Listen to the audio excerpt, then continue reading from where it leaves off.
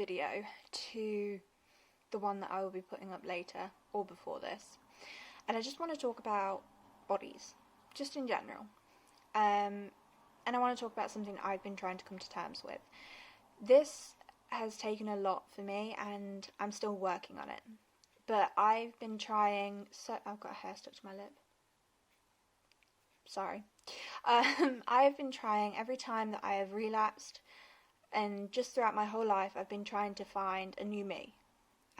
A me that people will like, a new me that's skinnier, a new me that's, I don't know what else to describe it as, but a new me. And that was happening over and over again. Then whilst I was writing my book, I figured actually I don't want this to be my story anymore. I don't want to keep coming in and out of anorexia. Hang on. I don't want to keep coming in and out of anorexia because it's ruining my life. It's ruining my friendships. It's just making me worse. And then this time round, I mean, Demi Lovato has always been a huge inspiration to me, and she's been my rock. Like, without her, I don't think I would have navigated my way through what has been wrong with me. But then also, Lily Reinhart has been an incredible inspiration as well about trying to accept your body. And so with the two of them, I've sort of come to realise I don't need a new me. I don't need to reinvent myself like I keep thinking I need to do, because I need to learn to like me. The me that I was at 7, give or take, obviously, grown-up version. But the bubbly me, the me that liked to perform, the me that didn't care who was watching, the me that loved life, I want that back. I don't want to be a new me.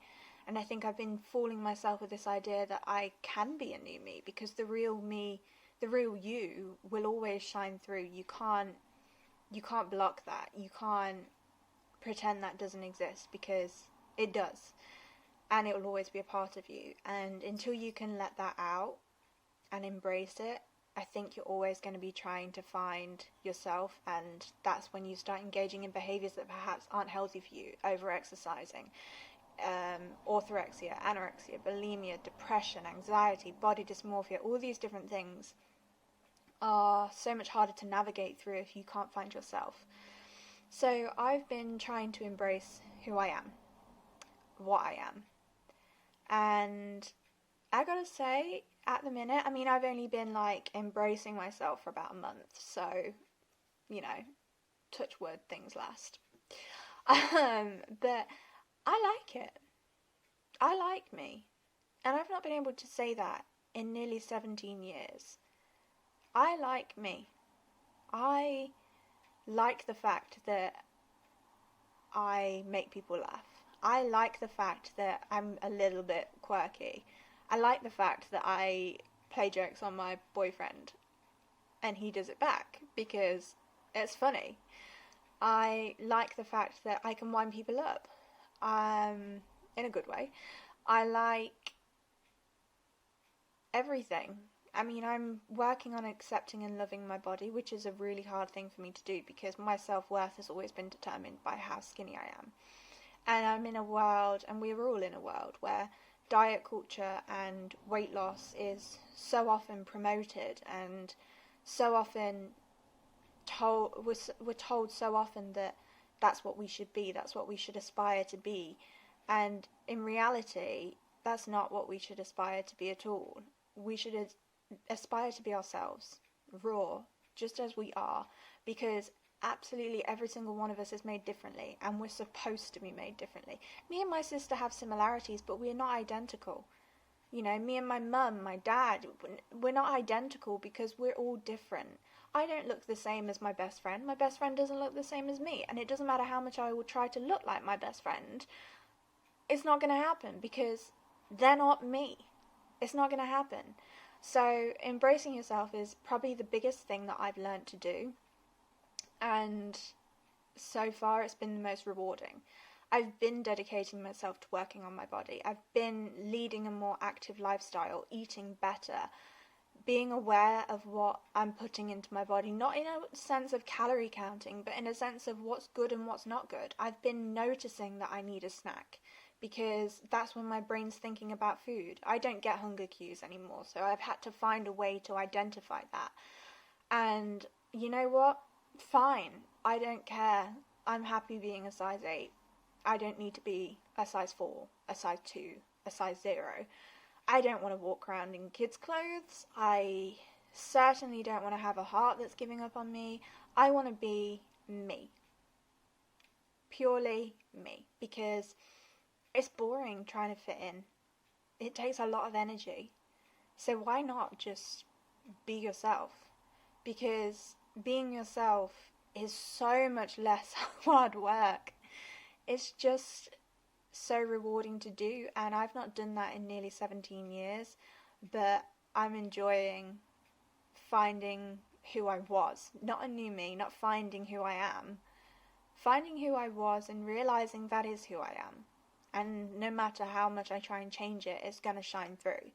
So, heck, I'm going to get back into performing if I can. I'm going to sing my heart out, which at the minute my voice is horrendous because I haven't technically sang for a purpose or for a reason in so many years that my voice is just not as good anymore. But I'm going to work on that because it's something I enjoy doing, and I'm not going to try and be... What are you trying to do? Okay. I'm not going to try and be anybody else anymore because it's just not... It's not healthy. If you've made it all the way through this, then, like, props to you, because I have just gone on, like, a 7-minute ramble on loving yourself. But it needs to be said. Stop trying to find a new you. Stop trying to fit in, because it's not going to happen. I have tried so hard for so many years to be in a body that's different, in a body that I'm not designed to be in. I'm designed to be in this body, and I can maintain that through healthy exercise and everything. Sorry, someone just messaged me. But I can maintain that through looking after myself and through eating the right foods, and at the minute, trying to embrace those fear foods, trying to learn that food is good for you. It's good for your soul in any shape or form.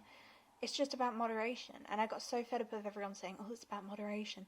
But it really is about moderation. It's about balancing your lifestyle and drinking enough water and giving yourself that self-care. Again, self-care, me. But it is.